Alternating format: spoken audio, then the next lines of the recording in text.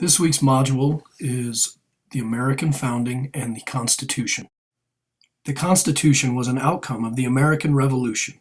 The Revolution itself began to protect the freedoms that American colonists had and that were being threatened by a number of actions taken by the British government. The Stamp Act was the first direct tax on the colonies. The Tea Act retained a hated tax on tea and hurt colonial merchants and led to the famous Boston Tea Party. The Coercive Acts, which were a response to the Boston Tea Party. The Coercive Act imposed a blockade on Boston. The First Continental Congress met in September 1774. Its purpose was to improve relations with Britain. Each colony got one vote, and the assembly was headed by a president who was elected. The delegates constructed a list of rights and principles, many of which were later put into the Declaration of Independence and the Constitution. By 1775, revolution was underway. In 1776, the Continental Congress chose a committee to prepare a Declaration of Independence. The Declaration was composed by Thomas Jefferson, and it was a document that set forth the political principles of liberalism developed by John Locke. The people have inalienable rights that cannot be taken away. Those rights included property, life, and liberty. These rights were to be protected by government, and government had a social contract with the governed. Governmental authority is granted through consent of the governed. To replace rule by monarchy, the revolutionaries proclaimed a republic. In the U.S., this came to mean a government based on the consent of the governed, meaning that people would choose and give authority to the government. The Founding Fathers were not anxious to create a direct democracy, which they associated with mob rule. Instead, they wanted to limit whose consent was required, and they were very concerned that they limit the authority of the government itself. They wanted sharply defined powers, and to do this, they created a constitution. Before the Constitution was written, however, the Continental Congress produced the Articles of Confederation. A confederation is a loose association of independent states that agree to cooperate on specified matters. Each state retains its sovereignty, meaning that each has supreme power within its borders. A confederation only coordinates the actions of its states. Congress debated the Articles of Confederation for a long time. The states were very fearful of a central government, and there were many conflicts among the various states in the Continental Congress. The Articles had many problems. They didn't give the government the power to tax. They made no provisions for an independent leadership position to direct the government. They didn't permit the national government to regulate interstate or foreign commerce. They couldn't be changed without unanimous consent. This left us with a national government too weak to do anything, and eventually resulted in a second effort to produce a constitution. There was tremendous debate at the Constitutional Convention held in Philadelphia in 1787. Compromises were reached, which reconciled competing concepts of government and competing interests. First, the idea of a popular government was modified by making it indirect. Second, agreement on the need to establish an effective national government was modified by limiting power, then fragmenting it. A constitution is not mere law. It is the underlying law about how to make and execute laws.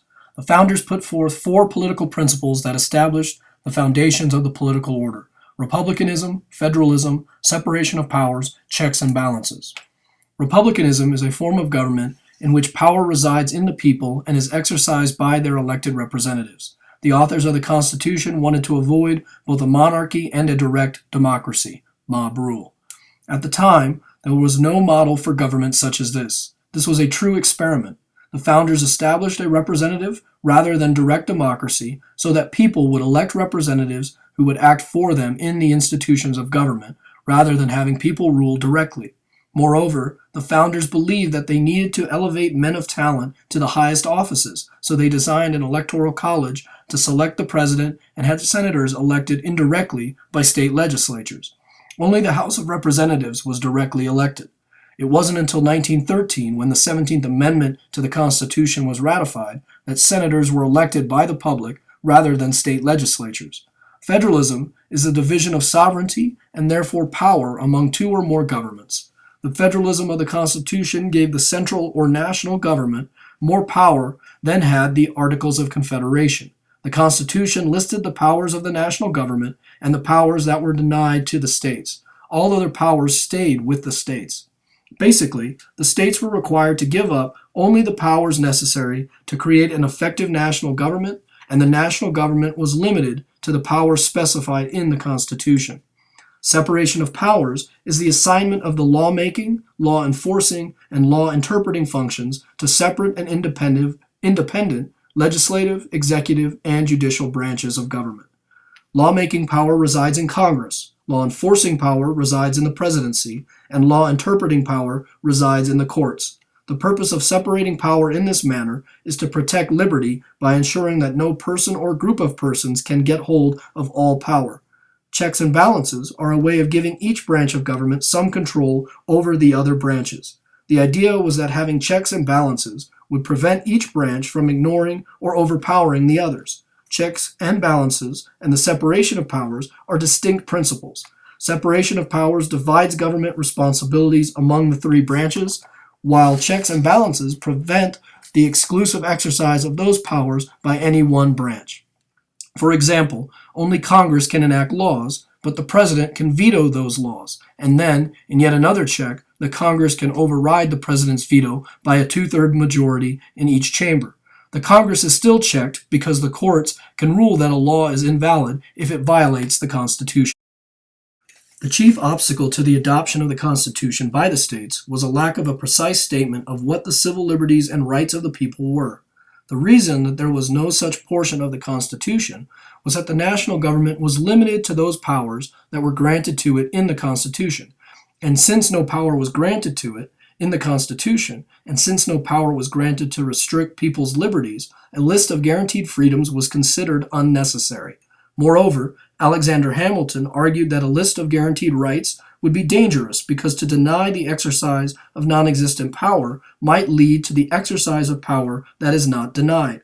In other words, a partial list may be dangerous because one can infer that anything not included in the list is open for governmental interference. Nevertheless, a lot of states agreed to ratify the Constitution only after George Washington proposed that a list of rights be added as amendments. 124 such amendments were proposed, and they were narrowed down to 12. 10 of those became part of the Constitution, known as the Bill of Rights. One argument says the Constitution was written by and for the benefit of wealthy men who wanted to advance their own economic interests. This was a popular argument until further research showed that not all of the individuals who promoted the Constitution benefited financially, and that some of the opponents would have benefited from it, yet they still opposed it. Nevertheless, the Constitution did give advantages, such as the vote to the elite, those white males who own property. Another reason for the nature of the Constitution is found in the explanation written by the very people who created it, an explanation found in the Federalist Papers. After the Constitution was signed by the delegates, it had to be ratified by at least 9 of the states to be placed into effect. A debate raged between those who supported it, called the Federalists, and those who opposed it, called the Anti-Federalists. The Federalists, mainly James Madison and Alexander Hamilton, with some help from John Jay, produced a series of newspaper articles which came to be called the Federalist Papers. In the most famous one, Federalist Number 10, James Madison argued that the Constitution was designed to break and control the violence of faction.